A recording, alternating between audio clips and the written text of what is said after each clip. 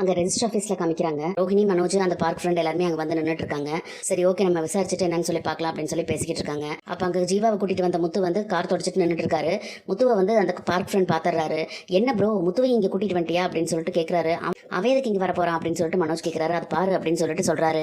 இவன் எப்படி இங்க வந்தான் அப்படிங்கிற மாதிரி மனோஜ், ரோஹிணி ஒருத்தர் பாத்துக்கிறாங்க. உடனே அந்த பார்க் ஃப்ரெண்ட் வந்துட்டு ப்ரோ அப்படின்னு சொல்லி முத்துவை கூப்பிடுறாரு. உடனே மனோஜ் வந்து அவரோட வாயை பொத்திடுறாரு. இருந்தாலும் முத்து பாத்துறாரு. பார்த்துட்டு இவங்களை பார்த்து பக்கத்துல வராரு. டேய், என்னடா நீ இந்த பக்கம் அப்படின்னு சொல்லிட்டு முத்து கேட்டுட்டே வராரு. என்னடா ஒன்றும் தெரியாத மாதிரி கேட்கறேன், நான் தான் புது வீடு வாங்க போறேன்ல, அது விஷயமா தான் இங்க வந்திருக்கேன் அப்படின்னு சொல்லிட்டு மனோஜ் சொல்றாரு. ஓ, அப்ப பணத்தை அரேஞ்ச் பண்ணிட்டியா, இப்போ இன்னைக்கு ரெஜிஸ்ட்ரேஷன் பண்ண போறியா அப்படின்னு சொல்லிட்டு கேட்கறாரு. டேய், பணம் இன்னும் ரெடி ஆகல, இல்ல ரெஜிஸ்ட்ரேஷனுக்கு எவ்வளவு செலவாகும், எப்ப வச்சுக்கலாம், என்ன ஏதுன்னு சொல்லி விசாரிக்கிறதுக்காக தான் இங்க வந்திருக்கேன் அப்படின்னு சொல்லிட்டு சொல்றாங்க. உடனே அந்த பார்க் ஃப்ரெண்ட் இருந்துட்டு நீங்களும் வாங்க முத்து, எல்லாருமே போய் ஒன்னா விசாரிக்கலாம் அப்படின்னு சொல்லி சொல்றாரு. டே வேண்டாம் அப்படிங்கிற மாதிரி வந்து மனோஜ் வந்து அவர் தடுக்கிறாரு. நீ ஏன் கூப்பிட்டாலும் நான் வரமாட்டேன் அப்படின்னு சொல்லிட்டு முத்து சொல்றாரு. ஏற்கனவே 3 பேர் கும்பலா வந்திருக்கீங்க அப்படின்னு சொல்லிட்டு சொல்றாரு. அதை கேட்டோன்னு ரோகிணி வந்துட்டு 3 பேர் உங்களுக்கு கும்பலா அப்படின்னு சொல்லிட்டு கேட்கறாங்க. ஆமா அப்படின்னு சொல்லி முத்து சொல்றாரு. சரி, நீங்க எங்க இந்த பக்கம் அப்படின்னு சொல்லிட்டு ரோகிணி கேட்கறாங்க. நான் வந்து இங்க சவாரிக்கு வந்தேன், கஸ்டமர் உள்ள போயிருக்காங்க, அதனால நாங்க வெளியே வெயிட் பண்ணிட்டு இருக்கேன் அப்படின்னு சொல்லிட்டு முத்து சொல்றாரு. என்ன முத்து, 3 பேரை வந்து கும்பல்னு சொல்றீங்க அப்படின்னு சொல்லிட்டு ரோகிணி கேட்கறாங்க. ஆமா, ஒரு ஆள் செய்ய வேண்டிய வேலையை 3 பேர் சேர்ந்து செஞ்சா அதுக்கு பேர் கும்பல் தானே அப்படின்னு சொல்லி முத்து சொல்றாரு.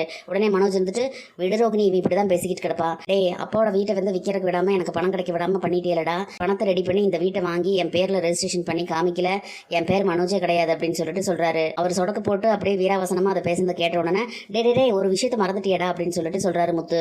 என்ன அப்படிங்கிற மாதிரி மனோஜ் ரோகிணி இப்படியே பாக்குறாங்க. தொடை தட்ட மறந்துட்டியடா அப்படின்னு சொல்லிட்டு அப்படியே கலாய்ச்சி விட்டுறாரு. முத்து அப்படி கலாய்ச்சி விட்டதை பார்த்தோன்னா ரோகிணி, மனோஜ் அப்படியே முறைச்சிட்டு நின்றுட்டு இருக்காங்க. சபதம் பண்ண ஆரம்பிச்சிட்டான். எனக்கு நீ சொல்றதுல மறந்து போயிடும், என்ன மெசேஜ் பண்ணி விட்டுறேன், நான் வேணா ஞாபகம் வச்சுக்கிறேன் அப்படின்னு சொல்லிட்டு மறுபடியும் கலாய்ச்சிட்டு இருக்காரு முத்து. அதை கேட்டோன்னா ரோகிணி வந்துட்டு வா மனோஜ் உள்ள போலாம் அப்படின்னு சொல்லிட்டு மனோஜ் எடுத்துட்டு உள்ள போயிடுறாங்க. முத்துவும் வந்து அவரோட கார் கிட்ட போயிடுறாரு. உள்ள போனா ரெஜிஸ்டர் ஆஃபீஸ்க்குள்ள காமிக்கிறாங்க. உள்ள போய் அவங்க வந்து அந்த டீடைல்ஸ் எல்லாம் விசாரிச்சுட்டு இருக்காங்க. அந்த நேரம் பார்த்து ஜீவாவும் உள்ள வராங்க. உள்ள வந்து அவங்க ஒரு டேபிள் இருக்கிறவங்க கிட்ட நின்று பேசிக்கிட்டு அந்த வேலையெல்லாம் முடிச்சிட்டு இருக்காங்க. முடிச்சிட்டு இப்படி திரும்புறாங்க.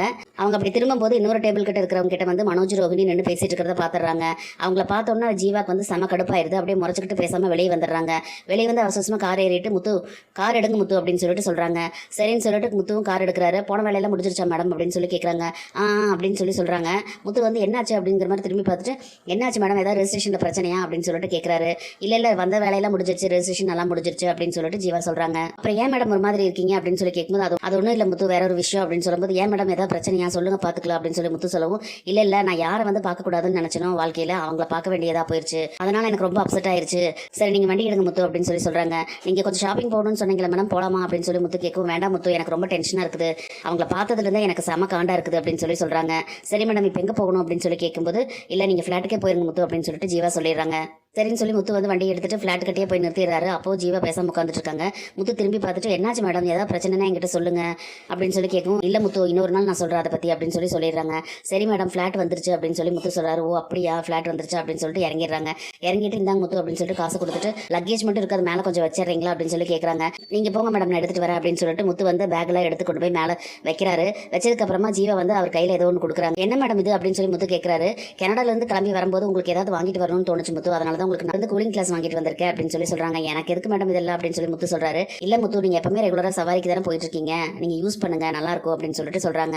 போட்டு பார்க்கட்டுமா மேடம் அப்படின்னு சொல்லிட்டு கேட்கறாரு. போட்டு பாருங்க அப்படின்னு சொல்லிட்டு சொல்றாங்க. சரின்னு முத்து வந்து அதை போட்டு பார்த்துட்டு நல்லா இருக்கா மேடம் அப்படின்னு சொல்லும்போது ஹே ரொம்ப நல்லா இருக்குப்பா அப்படின்னு சொல்லிட்டு ஜீவா சொல்றாங்க. மேடம் என்னை ஒரு போட்டோ எடுங்க மேடம் அப்படின்னு சொல்லி கொடுத்து போட்டோ எடுக்க சொல்றாரு முத்து. அவங்க எடுத்து கொடுத்ததுக்கு அப்புறமா ஜீவா வந்து இன்னொரு பாக்ஸையும் கொடுக்குறாங்க. இது என்ன மேடம் அப்படின்னு சொல்லிட்டு முத்து கேட்கறாரு.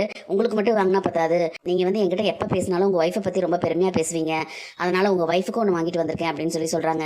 என்ன மேடம் அப்படின்னு சொல்லி கேட்கும். அவங்களுக்கு கூலிங் கிளாஸ் தான் அப்படிங்கும்போது எங்க மேடம் அவெல்லாம் இதெல்லாம் போட மாட்டா அப்படின்னு சொல்லிட்டு மனோஜ் சொல்றாரு. அதெல்லாம் கிடையாது, நீங்க கொடுங்க, அவங்க போட்டுக்குவாங்க அப்படின்னு சொல்லி சொல்றாங்க. சரின்னு அதை வாங்கிட்டு என்னை ஞாபகம் வச்சு எனக்காக நீங்க அங்கிருந்து இதெல்லாம் வாங்கிட்டு வந்திருக்கீங்க, எனக்கு ரொம்ப சந்தோஷமா இருக்கு மேடம் அப்படின்னு சொல்லிட்டு முத்து சொல்றாரு. சரி மேடம், இது என் ஒய்ஃபுக்கு நான் கொடுத்துட்டு அவங்க போட்டதுக்கு அப்புறமா ஒரு போட்டோ எடுத்துட்டு வந்து உங்களுக்கு காமிக்கிறேன் அப்படின்னு சொல்லி சொல்றாங்க. அப்புறம் முத்து இருந்துட்டு நீங்க தான் இந்த கூலிங் கிளாஸ் எனக்கு கொடுத்தீங்க அப்படின்னு சொல்லி சொன்னா கூட என் பொண்டாட்டி நம்பவே மாட்டா, நான் தான் காசு செலவு பண்ணி வாங்கியிருப்பேன் அப்படின்னு சொல்லி நினைப்பா, அதனால நீங்க கொடுக்குற மாதிரி கொடுங்க, நான் வந்து அப்படியே ஒரு போட்டோ எடுத்துக்கிறேன் மேடம் அப்படின்னு சொல்லிட்டு சொல்றாரு. சரி முத்து கொடுங்க அப்படின்னு சொல்லிட்டு வாங்கிட்டு முத்துக்கிட்ட வந்து அவங்க கூலிங் கிளாஸை கொடுக்குற மாதிரி நிக்கிறாங்க. முத்து அப்படியே செல்ஃபி எடுத்துக்கிறாரு. சரி மேடம், நான் கிளம்புறேன், நீங்க வேலையெல்லாம் முடிச்சுட்டு எப்ப வெளியே போகணும்னு சொல்லி கூப்பிடுங்க, நான் உடனே வந்துடுறேன் அப்படின்னு சொல்லிட்டு முத்து அங்கிருந்து கிளம்புறாரு. வேலையை முடிச்சுட்டு முத்து வீட்டுக்கு போயிடுறாரு. அங்க வீட்டுல காமிக்கிறாங்க மனோஜ் ரோகிணியும் வந்து வெளியே வாசல்ல உட்காந்துட்டு காஃபி குடிச்சிட்டு பேசிக்கிட்டு இருக்காங்க. போர்டு அடிக்கிறதுக்கு கொடுத்துருக்குள்ள ரோகிணி அது இன்னைக்கு வந்துரும் அப்படின்னு சொல்லிட்டு 2 பேரும் உட்காந்து பேசிக்கிட்டு இருக்காங்க. அப்ப அந்த நேரம் பார்த்து ஒரு கார் வந்து நிக்குது. என்னது யாரும் புதுசா வராங்க அப்படின்னு சொல்லிட்டு கேக்குறாங்க. அதான் நேம் போர்டு அடிக்கிற கொடுத்துருந்தோம் அதுதான் கொண்டு வராங்கன்னு நினைக்கிறேன் அப்படின்னு சொல்லிட்டு எந்திரிச்சு நிக்கிறாங்க.